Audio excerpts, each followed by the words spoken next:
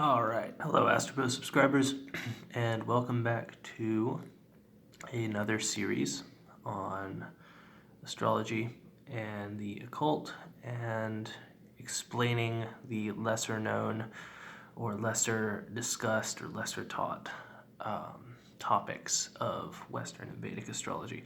So this time, for this series, what I want to talk about is, again, a fairly useful topic. One that is not well understood or generally well taught to people in the mainstream, and yet is very important for understanding many astrological concepts, and it is exaltation and debilitation of planets. So for right now, I'm just going to be focusing on the 7 traditional planets, and then I'll move forward to the 5 planets that I consider to be helpful for prediction as well. And so I break the planets down into 7 major traditional planets, which are the Sun through Saturn, and then 5 minor planets, which, although less important, are still relevant in determining the outcomes of somebody's life, their personality, their preferences, their communication style, what have you.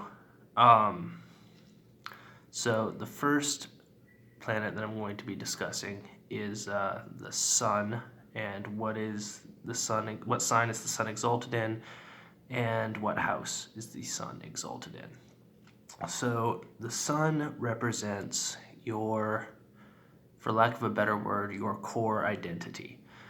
It is the I am, effectively. It is the part of yourself that if somebody asks you who you are likely to, whether consciously or unconsciously, give a description of your sun sign right after your name. So, for instance, you can see all the sun sign videos that I've done, and they will explain the sun in different signs and houses and whatnot more effectively and concisely and in more detail than I will do now.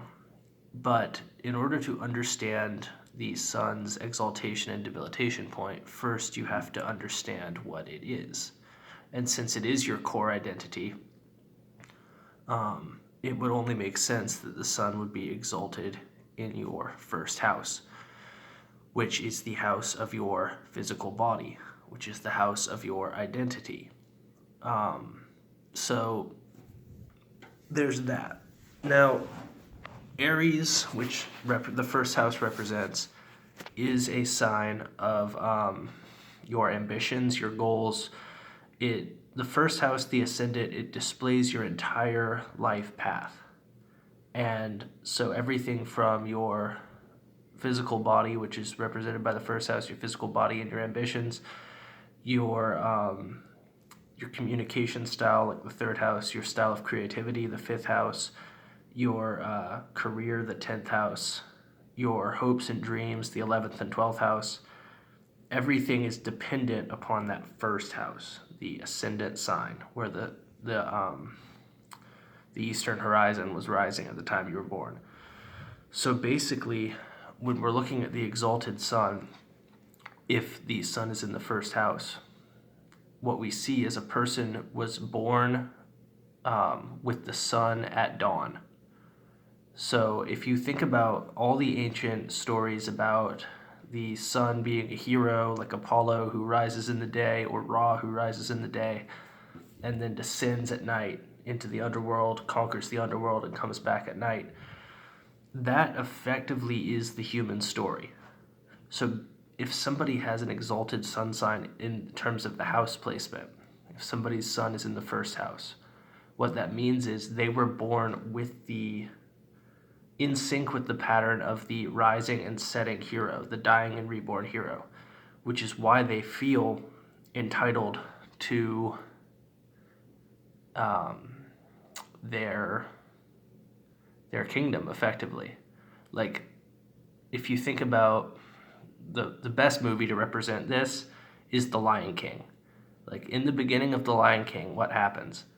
everybody's kneeling, bowing down, the sun comes up, and then the lion, which again is Leo, the only sign that the sun rules, is being lifted into the air, and with the rising sun. And what song is playing in the background, right? The Circle of Life. These things are not accidents. Like, the people who make these movies, you think that was just, out of all of the possible movies they could have done, they chose one with an astrological, alchemical, occult theme? Or do you think maybe they knew what they were doing? Just maybe. So, either way. So if the sun is exalted in the first house, what does it mean when the sun is in the seventh house, which is opposite the first house?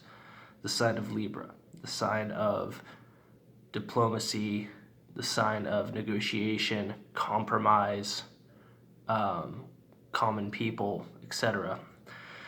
People that you meet, people who are unknown, these are all things associated with Libra.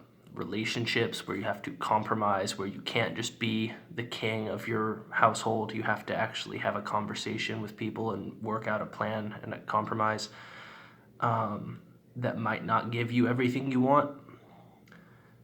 So when the sun is in Libra, the reason it's debilitated is because the hero now has to make a compromise, has to make they have to put their ego aside for the benefit of other people. And while that's commendable in some ways, in other ways it is not what the hero wants to do. Like, you don't, if you feel yourself to be a hero, if you feel yourself to be a king, you do not want to give your goals over to other people and give them half of what you work to achieve. But that is what sun in the seventh house must do. It must put its ego aside. Now, to ground this in physical reality, when we're thinking about the sun in the first house and the person is being born, they are coming into consciousness at the same time that the sun is rising. When you think about sun in the seventh house, these people are coming into consciousness while the sun is setting. The seventh house represents dusk.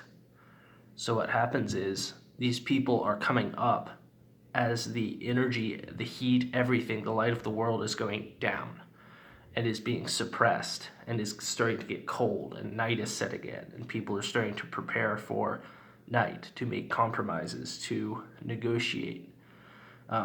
There's not a whole day ahead of these people, in a sense. There is only their life starts at the time when they're most vulnerable, which is the whole night is ahead of you, the whole terrifying night. And if you think about what that would mean for most of history,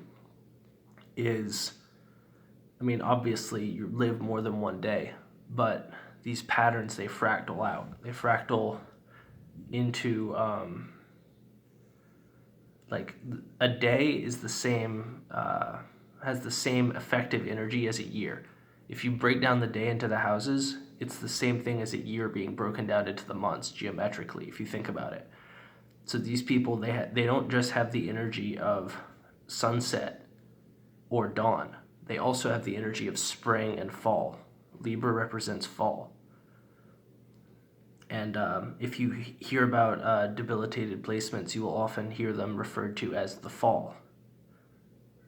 Like, I'm trying to give you connections so you can see where all these things come together and how the correspondence is, they fit together like a perfect puzzle piece. So the last thing that I want to say about the sun being exalted and debilitated is, if you think about the glyph of the sun, like the sigil that represents it, which is a dot with a circle around it. So if you think about the symbolism of Saturn, right? One of Saturn's primary symbols is the circle. And the reason for that is that Saturn represents boundaries and limitations and delays, and as well as time. And since time is cyclical, and the easiest way to erect a boundary is to create a circle, It's literally the most efficient way to erect a boundary around something is to create a circle. All these things are corresponded very strongly to Saturn. So the sun is the point in the middle of the circle.